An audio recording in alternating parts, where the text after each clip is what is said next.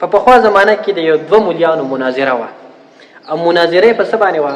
مناظره په دې موضوع باندې وه. یو مولا ویل چې یاره دا دم اثر کوي او د بل مولا ویل دم اثر نه کوي. په دې خبره باندې د دواړو مولیانو مناظره وه. داسې وشوله چې د دې مولیانو جګړه راله په خپلو کې. خبره لاړه د باچا محل ته.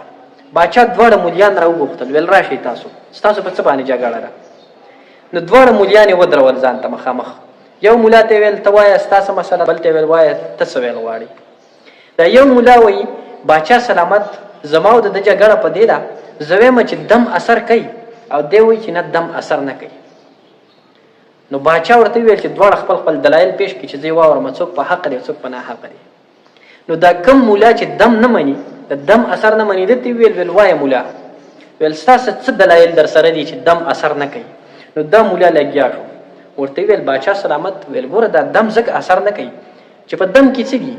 دم خو څه علاج نه دی، دم خو څه انجکشن نه ده، څه دوایي نه ده، څه ټیبلټس نه دي چې انسان له ورکو د دې سره به ښه شي. خو هسې خبرې دي، خلک شونډې وخوځوي د ځان سره وپسېږي راوپسېږي، خبرې وکړي او ویل چوخ وکړي او وایي چې زه ته ما دم کړې دې سره به ټیک شي. دا خو د عقل نه ډېره جدا خبره ده. نو ویل په دم کې اثر د کوم طرفه راغلی؟ هسې خبرې وکړي وپسېدو راوپسېدو او خبره لاړه ختمه شوله، دا خو څه علاج یې ونه کړو. نو ویل دا زما دلیل دی، ویل په دم کې اثر نشته. ویل ښه ټیک شو. باچا اوس د بل مولا ته ویل مولا صاحب ته وایه پاڅه ویل ستا سره څه دلایل در سره دي چې دم اثر کوي؟ ته خپل دلایل پیش کړه. نو دغه مولا پاڅېدو، دا چا چې دم منلو ویل چې په دم کې اثر شته. د بل مولا ته په کنځلو باندې شروع وکړه، خو مړه چې په خوله باندې ورله څه راتلل که نه ټولې ګډې وډې ورته وویلې، کنځلې ورته وکړلې، دی یې مو کنځو، د ده پلار یې مو کنځو، د ده خاندان یې مو کنځو، سم یې وکنځو برابر یې کړو. خو چې ده دا کنځلې د حد نه سوا کړلې دلته دې مولا برداشت ونه کړو. چې برداشت ونه کړو رنګ یې سور شو، بس غوټې پې وردانګل، بلکل دې ته تیار شو چې پې وردانګم. خو دلته باچا او د هغه نه یېرېدلو. نو په رنګ کې تغیر رالی، رنګ یې سور شو، د غوسې نه راډک شو. نو دې مولا دې باچا ته ویل ګوره که نه باچا سلامت ویل د ده سره دلیل نشته، ویل که دلیل ورسره وی نو ویل ده به دا کنځلې نه کولې. اوس به یې دلیل پیش کړی، خو ویل د ده سره دلیل نشته دی، ویل ځکه کنځلې شروع کړلې. نو باچا ورته ویل هلکه مولا ویل ته ولې کنځلې کې؟ دلیل در سره خو دلیل راوړه که نه. نو ویل کنځلو ته څه ضرورت دی؟ نو دې مولا ورته ویل باچا سلامت ویل همدغه کنځلې زما دلیل دی. ویل څنګه دلیل دی؟ ویل دا کنځلې زما داسې دلیل دی، دی وایي چې دم اثر نه کوي، دا خو هسې خبرې دي شونډې وخوځولې او ختمې شولې.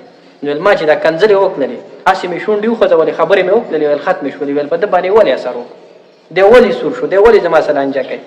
ویل دم اثر کوي. ویل د دم هم دغه مثال دی، ویل دم اثر کوي.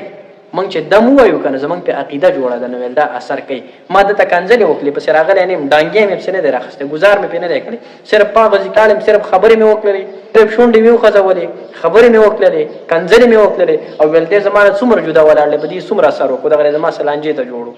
که ته نه وې نو ویل په ما به اوس ګزار هم کړی وی. نو ویل دا زما دلیل دی که نه؟ ویل دم اثر کوي. راځو خپل مقصد ته. مقصد زما دا دی ورډز، الفاظ. کله چې تاسو خبرې کوئ نو د الفاظو په چناو کې انتهایی ډېر زیات احتیاط وکړئ، ځکه چې دا الفاظ دا خبرې اثر کوي. که ته چېرته سختې خبرې کوي، که ته چېرته ستا په ژبه کې او ستا په اخلاقو کې سختي ده، نو دا د بل انسان زړه خفه کوي، دا اثر خامخا کوي. خبره مې په دې پسې کوله چې دا کمې خبرې موږ کوو، کم الفاظ موږ استعمالوو، په دې کې انتهایی ډېر زیات احتیاط وکړئ. دا صرف خبرې نه دي، دا د تورې ګزار هم کېدلی شي، دا د انسان زړه هم غوڅولی شي. نو د الفاظو په چناو کې انتهایی ډېر زیات احتیاط وکړي.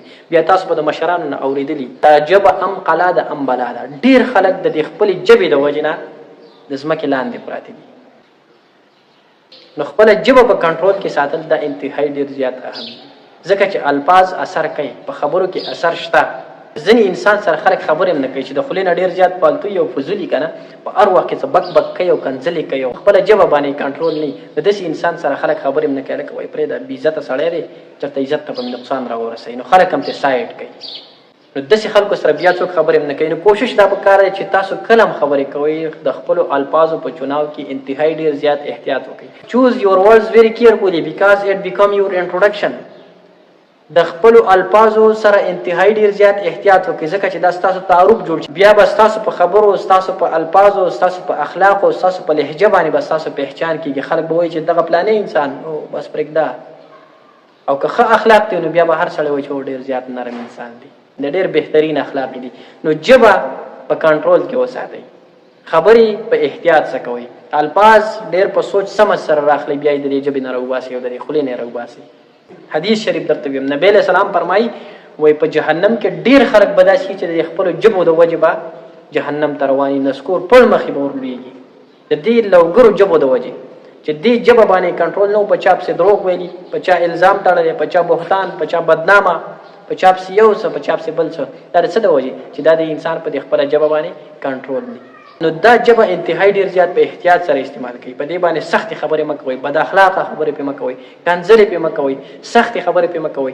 دغه وجه د الله تعالی په دې ژبه کې اړیکې هم نه دی پیدا کړې. د دې د وجې چې دا نرمه ده، پسته ده، تاسو په دې باندې نرمې او پستې خبرې وکړئ.